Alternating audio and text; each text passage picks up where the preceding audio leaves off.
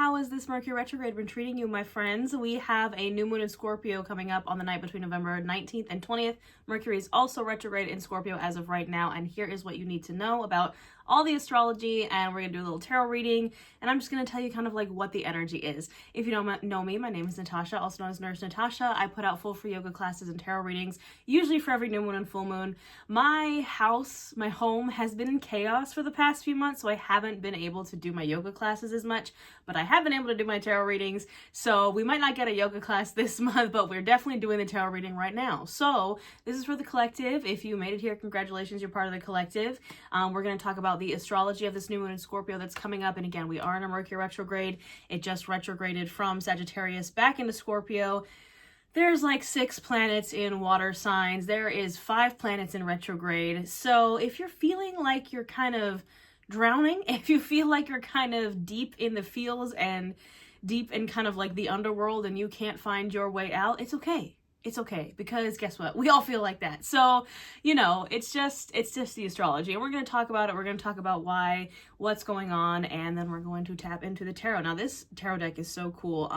It's called the Horror Tarot. We already have the Fool lurking at the bottom of the deck here. You know, new beginnings, fresh starts. We love to see it because, man, this year was definitely a doozy. And if we just even look at numerology, right? 2025 was a 9 year, so 2 + 2 + 5 is 9, and 9 is about wrapping up the old cycle. Like 9 is the end of the old cycle, in the sense that like before you can get to the 10 or the 1 where we like restart over again, which next year is a 1 year, everything has to go. Like everything that's not serving you, everything that maybe has kind of, I don't want to say like died in your life along the journey, but that's kind of, I mean, look, Scorpio is our sign of like death and rebirth. Like anything that has literally died, like any dead weight that you are carrying with you, you've probably noticed has been kind of like maybe leaving, or like kind of taking itself out, or things are just kind of falling out of your life, and you're just like, okay, like, you know, I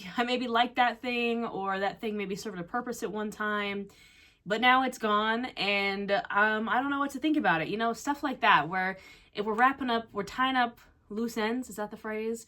Cutting off loose ends? I'm not sure, but where we have to wrap it up. We have to kind of close the cycle so we can start the new one. That's what's going to happen over these next 2 months as we kind of wrap up this year. And like I said, next year is a 1 or a 10 year, so the cycle begins again. The Fool is the cycle beginning again. It says take the step on this card, and you can see she's about to take a little leap off a cliff, and sometimes we do have to take that leap. We have to take that risk, even if it means leaving behind everything that we know, right? 2025 is also a snake year. 2026 is a horse year, so we're going from the snake, the shedding, the transformation, to horse, like full speed ahead, right? But let's talk about this new moon in Scorpio. So that's kind of the numerology of the year and the vibe of like this whole year. This new moon in Scorpio is coming up on, it's technically November 20th, but it's very, very early in the morning. That's when it peaks. And look, we know new moons are about manifesting. It's the start of a new moon cycle, like it's the start of the cycle, but this is in Scorpio. It's also conjunct Mercury retrograde, also in Scorpio. So we've been in Mercury retrograde since November 9th. It was in Sagittarius, and then it retrograded back into Scorpio. Scorpio is like the deepest, darkest of the water signs, you know what I mean? Mercury retrograde in Scorpio is the truth coming out. Mercury retrograde in Scorpio is anything that you've repressed or kept down is probably finding its way to the surface. Mercury is our planet of tech, travel, and communication. As the day that I'm filming this, we had a huge outage today. Twitter, whatever it's called now, X, ChatGPT, all these websites, the platform that like the yoga studio I teach at uses went down. We had this huge outage. I forgot what like the main platform was, but like that went down today. I'm telling you, every time Mercury goes into retrograde, some major internet platform goes down. Usually it's Instagram or Meta or whatever, but it happened today, the day that it switched from Sagittarius into Scorpio. Travel delays, the huge thing we just had at the airport because of the government shutdown and air traffic control happened, like, I think the day that Mercury went into retrograde. So like, that's what we can kind of expect, just like kind of in the physical, tangible world, is tech, travel, and communication getting messed up, and that communication bit, right? So how we talk to each other, right? This is where we get that, you know, secrets coming out, telling the truth because it's in Scorpio. This is a great time to move in silence. Be careful who you're speaking to or what you're saying. You know, kind of keep it to yourself. Be mindful of what you say. Prepare for miscommunications. You might have to over-explain yourself, but yeah, move in silence. That's that audio. It's like a trending audio on TikTok, like where it's like real gangsters move in silence. Silence, like that's kind of the vibe of Mercury retrograde in Scorpio. And things from the past will come back, but for this retrograde, it's like not in the way that you think. I don't think the actual physical person or thing is coming back. I think it's like almost things that remind you of that person or thing or job or whatever that you left behind. Things that are like connected to that are kind of like a little reminder that maybe reveals some more of the truth, or maybe makes you think, and then you have an epiphany of like, oh, it's like putting the puzzles together kind of energy. And then, like I said, we have 5 planets in retrograde. We got 6 planets in water signs. We have this like grand water trine. This is if you get into really the deep aspects of astrology, which surprisingly the grand water trine is actually like a good energy. It's a very kind of good luck sort of energy. It's a really rare alignment. So there's also this nature of duality happening right now. But Scorpios are a sign of death and rebirth and transformation. Scorpio in the tarot is death and the tower. So to me, this new moon in Scorpio feels like the last phase of the transformation. It is literally the butterfly coming out of the cocoon. You know, when a butterfly goes into a cocoon, it has to literally turn to goo. It like melts and then like regenerates as a butterfly and comes out the other end. I think this new moon in Scorpio is us coming out the other end after going through this major transformation. Like, I don't think we're like actively in the transformation right now. I think we're just coming out of it. And it's kind of like the more subtle transformations almost. Like maybe your whole life didn't change 100%, but you changed on the inside and you're a different person now. Or maybe your life did change, like super huge, massive change, and now you're just finally like settling into the new life. You know what I mean? It's kind of like, I don't see any super giant major transformations happening under this new moon in Scorpio. It might though. It might. I see us coming out of the transformation, kind of coming out of the chrysalis and realizing like, oh damn. Oh, whoa, everything is different. Yeah, I think you can use this to manifest. You can use this new moon to do your spell work. However, do what feels good. I would personally use this new moon in Scorpio to go deeper, to do reflection, to do healing, to do shadow work. This would be a great new moon to do shadow work under, which is almost kind of manifestation, but on the inside, like making ourselves internally that person that we want to be. It's not about like the physical, tangible goals. It's like, well, I want to work on myself. What is the shadow, right? The shadow is those dark parts of us that we keep like pushed down. The shadow is like why we go to therapy, right? It's like those traumas and unresolved things that we have to deal with. And this would be a great new moon to like maybe start a therapy journey or start journaling or start going deeper into the shadow. I know I've been rambling for like eight and a half minutes now, but I don't know. I'm excited for this new moon in Scorpio. So, all that being said, we're going to get into it. We're going to do some tarot. I also have an oracle deck here, and we're going to see what's going on. So, what do we need to know? Already, a card is out. Do we need to know for the new moon in Scorpio? We have the Two of Wands, absolutely, and this deck is so cool. It is Dracula, like traditional Bela Lugosi Dracula. I don't want to get the reflection of my lights. There we go. Two of Wands. It says, are you prepared for your journey on the bottom of it? And right, that's kind of like the last step of the transformation, right? Like, are you prepared? Are you prepared to step out of the cocoon? Because that can be scary, right? Even if you have completely morphed into like another person, even if your life is completely changed and you like already did the really hard part of like changing your whole life, stepping out of the cocoon, like into the world, you're like, like the card we started with was the Fool, right? Taking a leap, taking a step. And it's like, are you sure? Are you prepared? Not even are you sure, because like you're sure. I think we're sure. I think all of us collectively are like, we're ready to move forward. But are you prepared is the question. So this new moon in Scorpio, maybe map out what it looks like actually moving forward into this new life, this new version of you. What steps need to be taken? Because you can see here, he has the world. Stupid glare. He has the world in his hands. Literally, the world is your oyster, as they say. It's like you have the world in the palm of your hands. Infinite possibility is the Two of Wands. But how are we going to use it? How are we going to do it? Are we prepared for it? Because even if we have the world in our hands, if we're not prepared, if we don't actually have a plan, we're going to kind of fumble it. Like, you know what I mean? So I think this new moon in Scorpio, you know, unless you know, obviously if you really want to manifest, go ahead. I think this would be a great new moon to do that. But a form of manifesting can be writing out the exact steps that you're going to take to get to the ultimate goal. That will be a great way to manifest. It's a very grounded energy, you know, with all these planets in retrograde and all these planets in water signs. We need to get a little grounded. And I say this as a Pisces, okay? Like, I'm not trying to slander water signs, but, you know, we need a little grounding sometimes. And of course, the Tower is at the bottom of the deck. Like I said, Scorpio rules Tower, and the Tower and the Death card. It says, I love these cards because some of them have descriptions. Also, it's giving Minas Morgul from Lord of the Rings, the Witch King's like home. That's what it looks like. The 16th card, the Major Arcana, symbolizing sudden change, upheaval, chaos, revelation, awakening, get out of the building is what it says. And that's what the Tower is. Huge, catastrophic change. However, I challenge you to think of what is the opposite of a catastrophe, right? A catastrophe is a sudden change that's usually bad. It's like destruction that you don't see coming. What is the opposite of that? It's a miracle, right? A miracle is when something catastrophic happens, but in a good way, that you're like, how did that, y'all see this? How did the, what? Like, it's so unbelievable. But a miracle is when it's like unbelievably good. A catastrophe is like when it's unbelievably bad.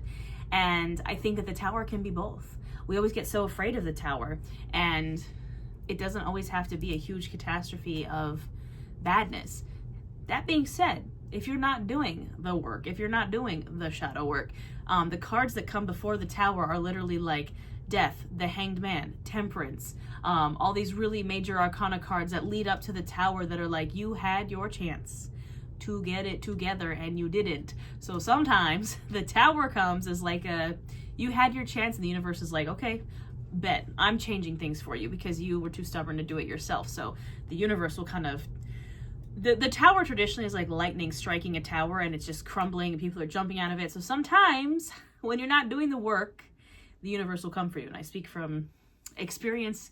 It happens when you're putting off doing that hard thing, that toxic person, place, or thing that you're not cutting out of your life, that big change that you really need to make, that you're just like, well, I don't want to, I'm scared. The universe will be like, well, guess what? You're going to have to, because we're going to force you to.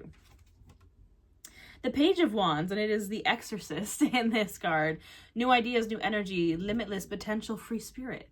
It's like, why are you putting off that Tower moment? We have all wands here. It's all fire at the moment. New ideas. Literally says new ideas, new energy, limitless potential. The other card, Two of Wands, the world is in your hands.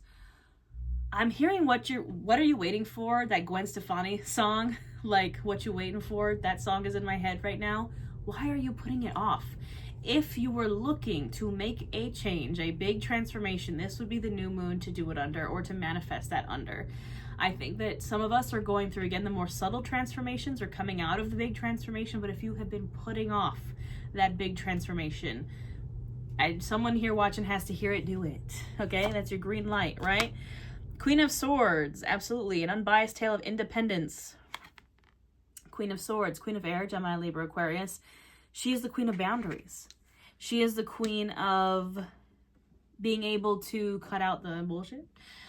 Traditionally, she has a sword in one hand and then her other hand is outstretched. It's not about cutting off everything and everyone. It's not about, you know, being mean. She kind of does get the bad rep sometimes, being like an ice queen. But traditionally, she has a sword in one hand and her other hand is extended. She's not completely cutting herself off from receiving just because she's setting boundaries. You know, I think we get into Queen of Swords mode sometimes when we are in a Tower moment, or when we are going through a major transformation where we think we just have to like 100% change, 100% cut everyone out, and just like, and sometimes we do, sometimes we need to, for sure. But don't block yourself from receiving by putting those walls up, you know? Boundaries are great, but this is where shadow work comes in, right? We have to process through the trauma so we don't do that, so we don't It's like, I'm picturing SpongeBob when they're having the snowball fight and Squidward builds his like snow fortress so high and he's like fighting and he's like, you'll never get me, SpongeBob, and he's like throwing out snowballs, not realizing that it's like a tree that's dropping snow on him. It's like he's not even actually fighting anybody, but he can't see because he's built that snow tower so high. Like, don't do that. Don't be Squidward. Like, you know, think about the boundaries you want to set. Do the shadow work. You know, boundaries are good. We like boundaries. Boundaries are healthy, but I don't want you to isolate yourself. I don't want you to cut yourself off from everything and everyone because we're traumatized. Look, I know, I've been there. It's also like we can't just cut everything out around us and not actually work on the underlying issues. Sometimes we think the solution is like just cutting it out and just like pretending like it never happened. That's not gonna fly with Scorpio energy. You have to process through those deep, dark emotions so we don't have these huge walls up and never let anybody else in. The Hierophant, card of Taurus. It says he sees through this material world and into your very soul. A symbol of tradition, conformity, power structures, religions, and formal doctrines, also known as the teacher or the Pope. Yes, the Hierophant is the Pope of the tarot. Can also be a card of marriage. Can also be a card of seeking out a guide, spiritual guide or otherwise. If you don't know maybe where to go in this journey, if you're stuck in a transformation or you want to make a transformation, you're like, I don't know where to go or what to do, I'm scared. Perhaps seek out someone that has done what you want to do, that has been through the transformation that you want to go through. You know, like if for example, I have moved across the country so many times, 4 times I think I'm at, and now my best friend has just moved across the country to live here with me, and I help them through that, you know what I mean, because I have done it before. I've done it many times. If you know you're scared to take that leap, you know, we had the Fool at the beginning, go find somebody who's done it before and ask for help. There's nothing wrong with that. That's also right underneath the Two of Wands. Like maybe that's part of preparation of figuring out the plan and the goals, is you need to talk to somebody who did it. Two of Pentacles, balance, work-life balance. Also could be juggling too many things. It says a journey into equilibrium on this card. The Two of Pentacles is a very unbalanced, juggling sort of energy. We need to bring those scales back into balance. How? Hard work. The Eight of Pentacles. It's like instead of trying to juggle 900 million things, put your all into one thing. Like, don't half-ass a bunch of things. Whole ass one thing that you like really want or that you're really working hard on. You know, the Eight of Pentacles is the grind card. It's like, it's a Capricorn energy. It's like, you know, we got to actually put a bunch of work into this. But if you're spread too thin, like if you're trying to put so much energy into so many different things, you're going to burn out. You're going to be juggling. And what happens when we juggle? Eventually, we drop one of those things that we're juggling. You'll have much more success if you kind of just focus on the one thing. All right, we're going to get a few more cards from this Demonology deck. This is called the Occult Tarot, and every tarot card has a demon. What else do we need to know under this new moon in Scorpio? 10 of Pentacles at the bottom of the deck, and we're working towards that. The bag, abundance, wealth, joy. 10 of Cups. Wow, 10 of Cups. Complete and total emotional fulfillment, happiness, family, community. You know, that's like the end of the journey that we're all working towards. That's like the light at the end of the tunnel, a rainbow in the sky. It's literally, traditionally depicted as a rainbow. There's like a family underneath it. There's the 10 cups in the sky. Wish fulfilled, happiness, family, love, all the things. That's what we're working towards. You know what I mean? How do we get there? Ace of Wands. Creativity, passion. You know, the aces are the beginnings. The ace is like a spark, an idea. Perhaps we have that aha moment of how we're going to get to the 10 of Cups, right? If we're stuck in like the 2 of Wands, the planning, you know, we need that like little extra push, that little extra inspiration of like, I'm hearing like, Eureka, I found it. Like, it's like that moment. 8 of Wands. I was literally just thinking with the Ace of Wands, I was like, it's giving like we're gonna get an idea that maybe comes from like a piece of information. Again, because of this Mercury retrograde, we're gonna get some sort of truth. We're gonna get some sort of aha, Eureka moment from something being revealed to us. And then the 8 of Wands came out. And the 8 of Wands is quick, fast communication, getting that message, getting that download. It's like, it's a bunch of, traditionally the 8 of Wands is a bunch of arrows coming in. Like, I feel like we're going to have that, like, as if the Ace of Wands, because, you know, the 8 of Wands is like a bunch of wands. The Ace of Wands is like one wand. It's like, I feel like it's almost, I don't know why it's giving Cupid's arrow. That's what I'm thinking of in my head. But that arrow is going to hit us and we're going to be like, oh my God, I figured it out. Whoa. Like, it's going to feel like it came out of nowhere. This week is very astrologically aligned with some unexpected things happening. This new moon is, Uranus is very active under this new moon in Scorpio. And Uranus is our planet of change and unexpected chaos. So, but not in a bad way, again, not in a bad way. Wow. 9 of Cups. Why is everything, why are they being so nice? I say that like we don't have the Tower at the bottom of the other deck. But again, it doesn't have to be a bad thing. And that's, I think, confirms that it's not a bad thing. The 9 of Cups is wish fulfillment, miracle energy, wish come true. Like you make a wish and it is granted. We have the 9 of Cups and the 10 of Cups. You know, expect miracles. Which is hard, you know, obviously in today's world and what's happening in the world. But 7 of Swords. Why is the 7 of Swords here? And Page of Wands. Knight of Cups. It literally says, like, on the 7 of Swords, reveals hidden treasures. And the 7 of Swords is usually a card of lying, cheating, stealing. Someone could be being sneaky. However, it is also a card of, like, truth being revealed, tactics, doing something in a different way. Excuse me, I do think that something is being revealed. If someone was being a liar, that truth is going to come out. If someone's being a cheater, that truth is going to come out. Page of Wands. Did we have the Page of Wands earlier? Yeah, we do have the Page of Wands twice.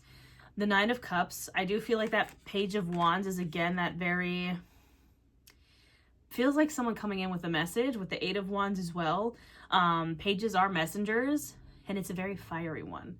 And then the 9 of Cups, and all knights are on a mission. The 9 of Cups is on a mission of love. So don't be surprised. You know, I don't want to get anybody's hopes up. Obviously, this is a general reading. It could be a message of anything, again, of any kind of truth being revealed. But this would, you know, it literally says on the Knight of Cups, this demon, Belith, causes all the love that may be of both men and of women. So it's a very lovey-dovey sort of message perhaps coming in. But it doesn't have to be. It could be any, something kind of fiery, something kind of spicy perhaps. Temperance. But don't get too, you know, thrown off from the 9 of Swords. Anxiety. Don't get too, like, ooh, I know the Mercury retrograde wants us all to be like, gets us really paranoid. Just let it happen, because you can't control it. What you can control, the Magician. It's Baphomet in this deck, which I love.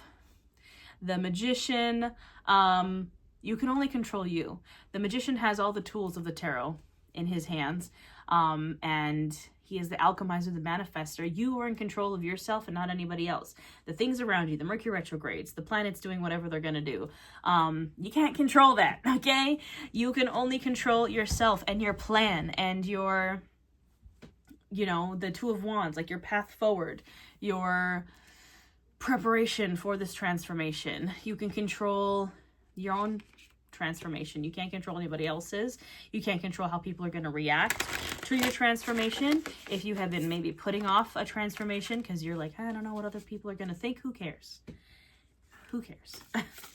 All right, we're going to get into the Oracle cards now. Now, this is the Halloween Oracle. I don't care if Halloween's over. Obviously, I'm spooky all year. But, you know, in the ancient traditions, November and December, the winter months in general, were still a time of the veil being very thin. I don't know about y'all, but the ghost happenings have been so extreme.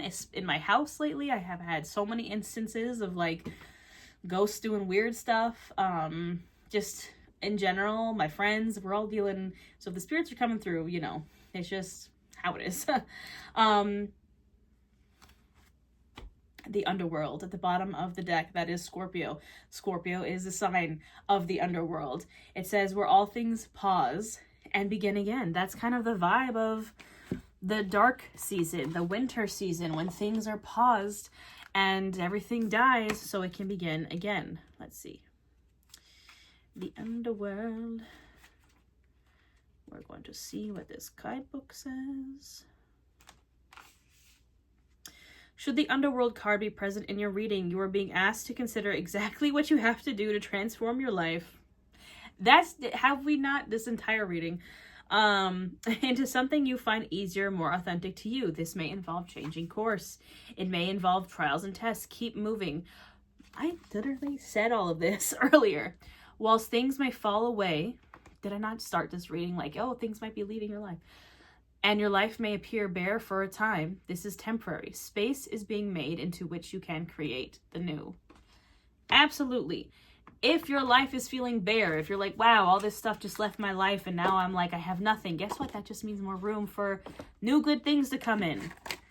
Where all things pause and begin again. Maybe you're in the pause. Again, when like a butterfly comes out of a cocoon, right? We've been using this caterpillar analogy. When the caterpillar comes out of the cocoon as a butterfly, I'm sure, not that I'm a butterfly whisperer, but I'm sure that he's like, what the is going on? Like, I was a worm and now I have wings. Like, it feels weird. He has to leave the cocoon, right? You have to kind of leave that shell behind. You might be like, I have nothing, right? What am I doing? It's okay, because the new is coming in.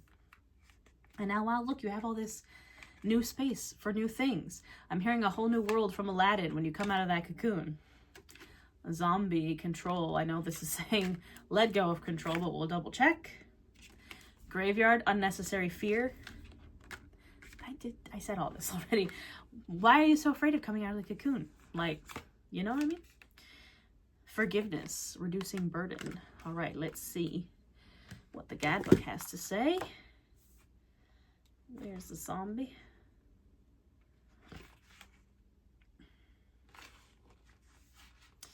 Should the zombie step unsteadily into your life, it's time to look at the concept of control. Do you want to control everything, leaving little to free expression, or do you choose partners who are not your equal, so they are more easily manipulated and changed to your liking, or do you allow that to happen to you? If you are not living in your most authentic life, it's time to look at why and how to change that. It's all about control, baby. Like I said, are you exerting too much control? Are you not in control at all? There has to be a balance. There has to be, you can't have all or nothing. We can't have black or white. You have to relinquish control. Again, what did I say about the magician? You can only control yourself. You cannot control other people. All right. Graveyard. Pull this card and know that you fear unnecessarily. Things are not as they seem, and you can overcome your obstacles. The anxieties you have, although real, should be put aside before they haunt you long term. Instead, trust that you know the correct next steps and that you will act upon them. I'm telling you, it's gonna be okay. Everything will turn out even better than you expect it to. That's one of my favorite mantras, affirmations. Everything will turn out even better than I expected to. If you have this is forgiveness, reducing burden. If you've chosen this card, think about who it is that you could be forgiving, and that includes yourself. The description for this one's pretty short, so I'll read it all. Being a cold season festival, Halloween is the perfect time to pause and think about how things actually are in our lives and what heavy burdens we do not wish to carry through these harder, leaner times. Some of this heavy-heartedness may relate to old relationships or grievances. Some may relate to negative feelings we hold on to tightly about others, and even lack of compassion for the mistakes we ourselves have made. It is said that it takes a big person to apologize, but in many ways it takes an even bigger person to forgive. When we hold grudges, the negative energy is incredibly toxic. It is like drinking a poison and expecting the other unforgiven person to die. Whilst we may even harbor feelings of revenge, It is important that we move those feelings along to forgiveness and release as soon as possible for your own health and well-being. I know that, you know, obviously if someone hurt you in a very bad way, you don't have to forgive them. I don't believe that you have to forgive everyone. However, I think it's more about forgiving yourself. And again, that relinquishment of control. If you are so attached to an old grudge, to an old beef, whatever it may be, you're holding on so tightly to control, and you're never gonna, if you like, you won't have space for the new if you're holding on too tightly to the old. We gotta let it go. We gotta clear out space, because how can you expect to manifest this new life, this final step of the transformation, if there is no space for it? That's why the Tower comes in, right? Because there's no room. So it's like renovations. I'm hearing Miley Cyrus's Wrecking Ball. Like, the Wrecking Ball comes and like knocks over the building so they can build a new building. You know what I mean? Sometimes it has to happen. You just gotta let everything go and start fresh. So, my friends, that is all I have for you for this new moon in Scorpio. Again, I'm so sorry that I'm not able to get to the yoga class. When I tell you, my life has been chaotic for the past few months. I moved into a new place and then immediately had just major shifts and transitions in my life. The person I was living with left. I have a new person moving in, so my house is chaos. Like, you can't see it, but outside of my bedroom door, there's like there's boxes. It's like chaos. So, but again, out with the old, in with the new. So I'm hoping that this new moon in Scorpio is, again, that final step of this transformation. I'm so excited to get really back into my YouTube. If you're a member, we do have a new moon workshop on the night of the 20th. Members get new moon and full moon workshops live. I'll be back to putting out the yoga classes, to getting consistent again. I even bought a new camera, which I'm very excited to use. So I promise it's almost over. But I love you guys here on my YouTube channel. I hope you have a wonderful, safe new moon in Scorpio. If you're a member, I will see you for the workshop. And otherwise, I will see you for the next full moon.